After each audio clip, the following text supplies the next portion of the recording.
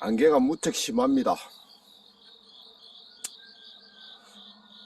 기온도 하지는 않을 정도로 쌀랑하고요. 온도가 과연 얼마나 떨어졌을까요?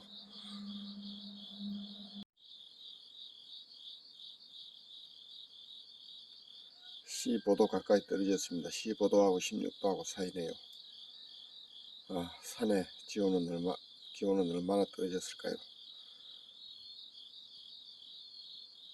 지금 산으로 올라가 보겠습니다. 송인산의 지온계입니다. 그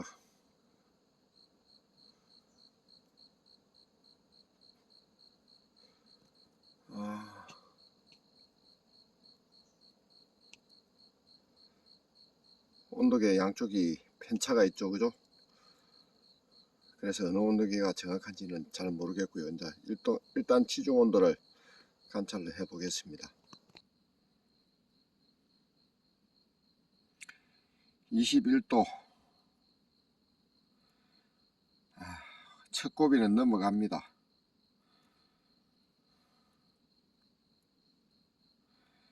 제가 이렇게 지중 온도에 신경을 쓰는 거는요,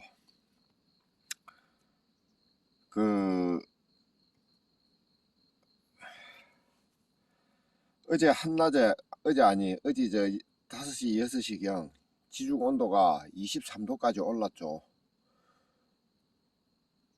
한여름에는 24도 정도 온도가 올라갑니다. 25도까지는 잘 안 올라가는 것 같고요. 제가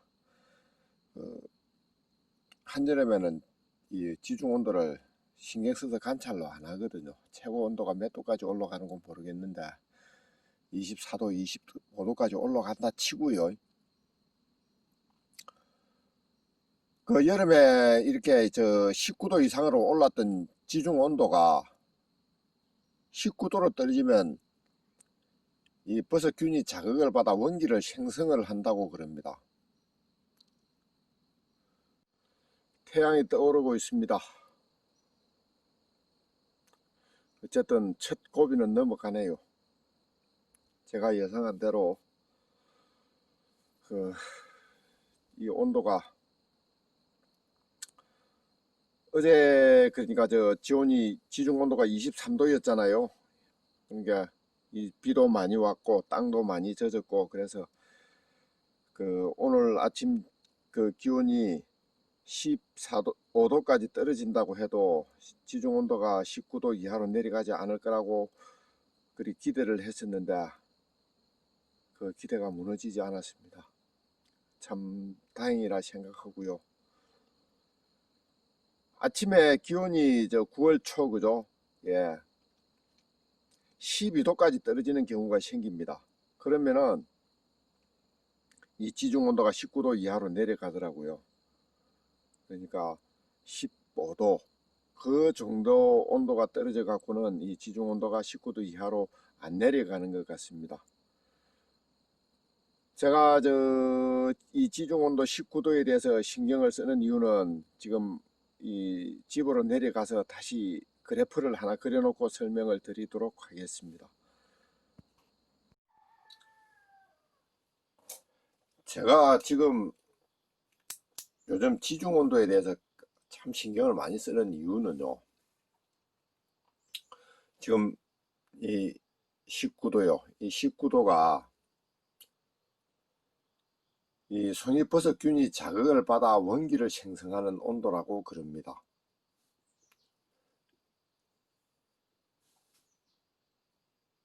지금 어제 저녁에는 23도였고요.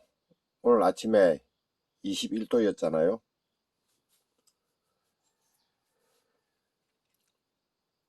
아침 기온이 비가 오지 않는 상태에서 12도까지 내려가면은 이 지중 온도가 19도 이하로 내려가는 경우가 많았습니다. 그러니까 이제 오늘 아침 기온이 15도, 14도, 15도 그 부근이었잖아요. 그러니까 이제 이 지중 온도가 19도까지 안 내려갔는데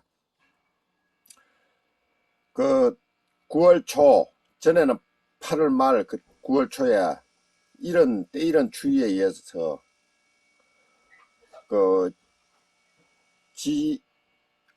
그러니까 지상 온도가 12도 정도까지 내려가면은 이 지중 온도가 19도 이하로 내려갔습니다.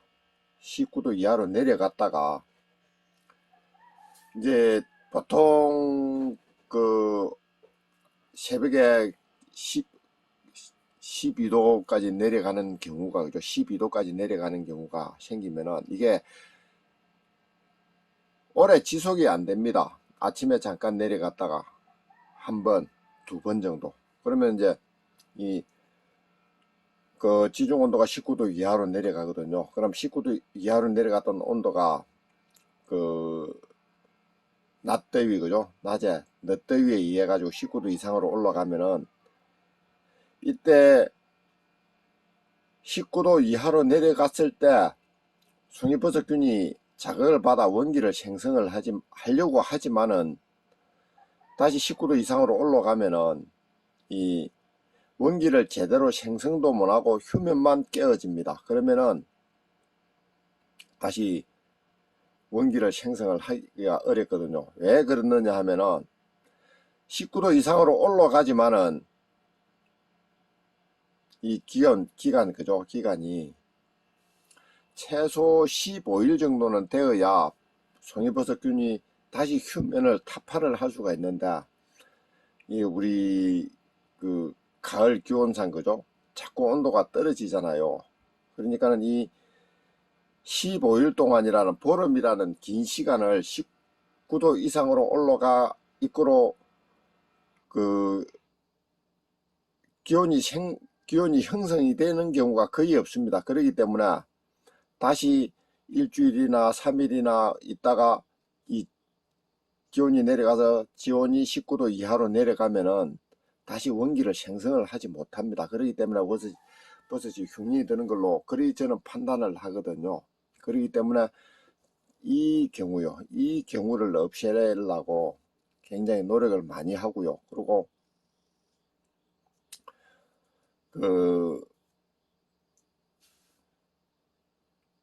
이런 경우가 한 번 생기면요, 그냥 송이는 흉년이 드는 것 같습니다. 그래서 제가 이 9월 초 되면은 이 기온에 아주 민감합니다. 지금 학자들도 이 송이버섯균의 휴면 타파에, 그죠? 휴면 타파에 대해서 인정을 안 하고 있습니다. 연구 기록이 없습니다. 저 혼자 지금 이 휴면 타파, 그리고 이제 원기 생성되는 이 함수 관계를 저 혼자 주장을 하고 있는데, 저는 제가 이 나름대로 기록을 남기려고 굉장히 노력을 많이 하는 거는, 이게 이 송이버섯을 재배를 하게 된다면요, 이게 기본이 될 거거든요. 그러니까 이 나름대로 데이터를요, 기록으로 남기기 위해서 노력을 많이 합니다. 그래서 그게 쉽지가 않네요. 작년 같은 경우죠, 송이가 흉년이 들었잖아요. 링링이 왔을 때는 관계가 없고, 타파가 왔을 때 타파가 대한이앱을 아마 통과를 했을 겁니다. 그리고 미탁이 우리 남부 내륙을 관통을 하고요. 그러니까 타파가 왔을 때 태풍 서쪽에서 찬비가 내렸고요. 그 태풍 미탁이 왔을 때 목포에 상륙을 해서 남부 내륙을 관통을 하면서 따뜻한 비를 내렸습니다. 그러니까 타파 때 내려갔던 온도가 미탁 때 다시 올라갔기 때문에 송이가 흉년이 들었다, 저는 그렇게 판단을 하거든요. 그러니까 이제 올해도 이 지온이, 그죠?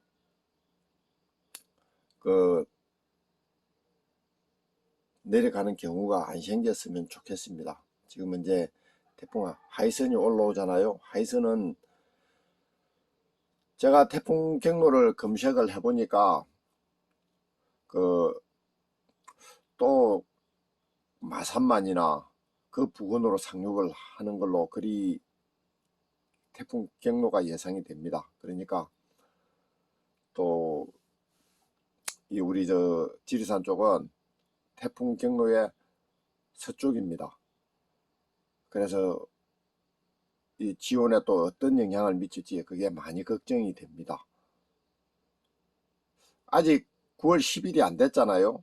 9월 10일이 안 됐기 때문에 이 남부 지역은 지온이 떨어지는 게 별로 바람직하지 못하거든요. 그래서 제 나름대로 걱정을 많이 하고 있습니다. 영상이 좀 기네요. 뭐 조금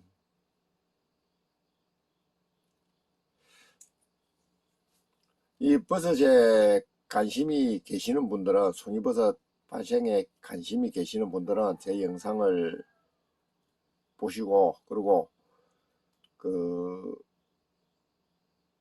버섯 산행을 가시려고 하는 그 지역의 기온 변화를 나름대로 관찰을 하시면은 언제 송이를 따라가야 되느냐, 그런 게 이제 대충 판가름이 나올 겁니다.